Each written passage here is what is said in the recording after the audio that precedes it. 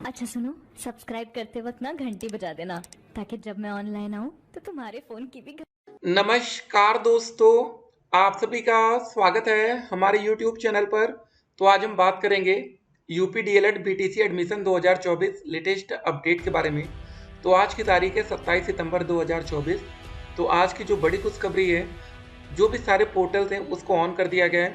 अगर आप registration number नहीं पा रहे हैं तो इसका लिंक एक्टिवेट हो गया है। अगर आपके फॉर्म में कुछ और दिक्कतें आ रही हैं तो सब कुछ हो रहा है। कुछ बच्चों की शिकायत आ रही है कि सर सेशन एक्सपायर्ड वाली दिक्कत आ रही है।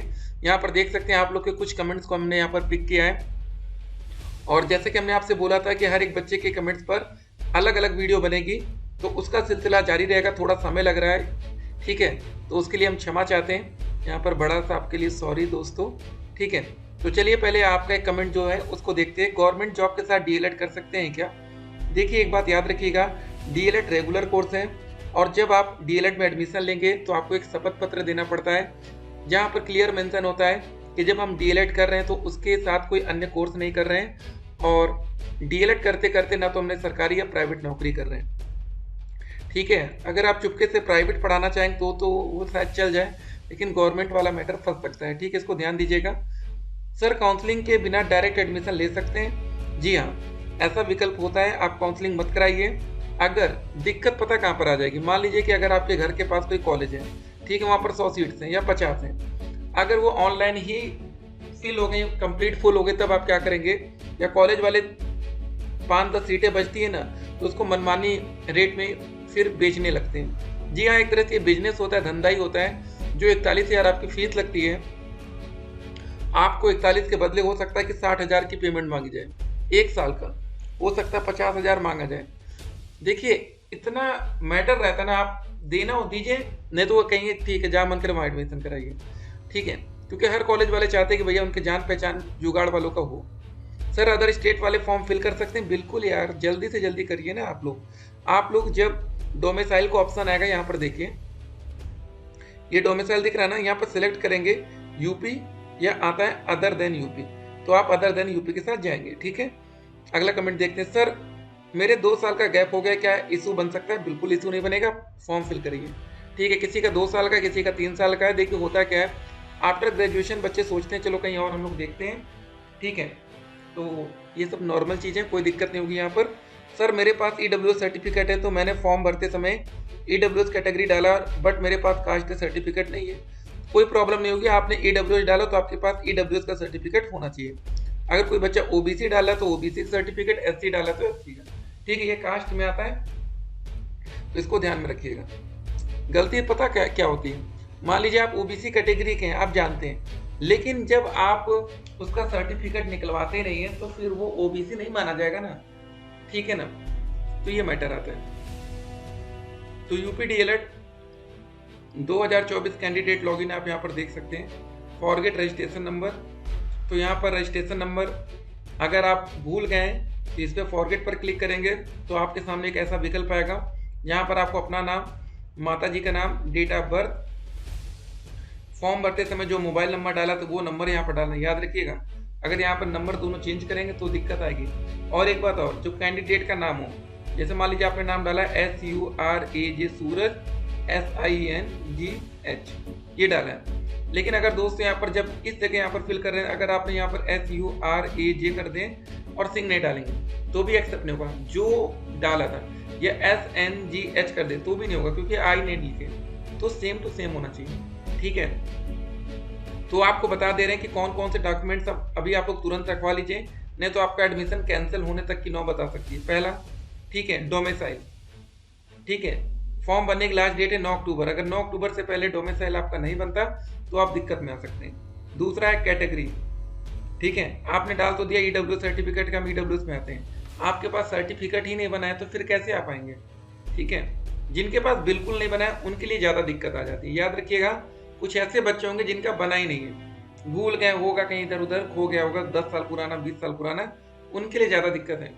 एटलीस्ट अगर आपके पास 1 साल पुराना है, कम से कम आप तो दिखाएंगे ना कि हमारे पास था, भले नया आप बनवा लें, ठीक है। उसके बाद आती है दोस्तों बात, ठीक है, ग्रेजुएशन का रिजल्ट। अगर आपका ऑनलाइन वाला रिजल्ट आ गया तो आपको कोई दिक्कत नहीं होगी, अगर ऑनलाइन का रिजल्ट नहीं आया तो आप दिक्कत में आ सकते हैं। तो हर एक बात को जानना जरूरी होता है कि कहाँ से आपको दिक्कत आएगी, कहाँ से आपको दिक्कत नहीं आएगी। छोटी छोटी बातें हैं, इसमें आप लोग गलती करते हैं, बाद में दिक्कत में आते हैं। देखिए सर, रजिस्ट्रेशन फॉर्म अप्लाई करते समय सेशन एक्सपायर्ड आ रहा है, बहुत बार ट्राई कर लिया, कैसे करूँ अब रजिस्ट्रेशन। एक बात ध्यान दीजिए, अगर आपके मोबाइल फ़ोन में ये दिक्कत आ रही है तो आप दूसरा मोबाइल में करिए पहली बार, ठीक है। हो सकता है कि आपके मोबाइल में कोई दिक्कत हो, कुछ ऐसा हो सकता है, ऐसा पॉसिबल है, तो आप तुरंत दूसरे किसी के मोबाइल से करके देख लीजिए।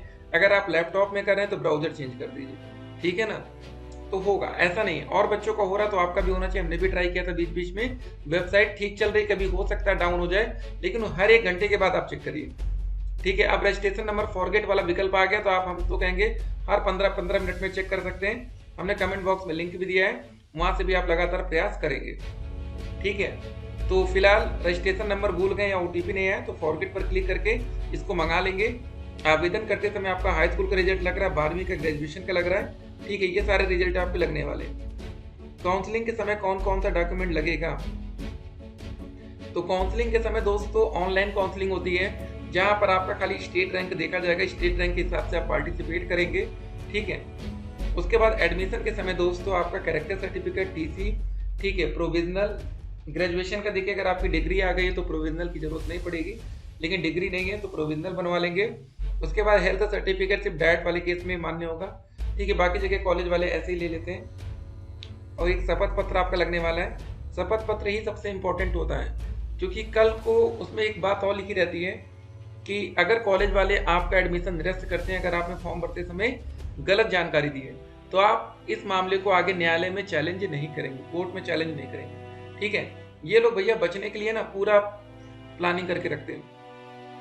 सीजीपीए, एसजीपीए में क्या होगा, अब देखिए सीजीपीए से ही आपको परसेंटेज अपने बनाने हैं कि कितना परसेंटेज बन रहा है। अगर परसेंटेज बन गया तो परसेंटेज आप नंबर निकाल सकते हैं। खाली आपने जहाँ से ग्रेजुएशन कर रखा है कॉलेज से अपने संपर्क करके पता कर लीजिए, सर हमारा टोटल कितने नंबर का बन रहा है। देखिए हम आपको बताते हैं, जब आप लोग डीएलएड में एडमिशन लेते हैं, फर्स्ट सेमेस्टर 800 का होता है, सेकंड भी 800, थर्ड भी 800, फोर्थ भी 800, टोटल 3200, ठीक है।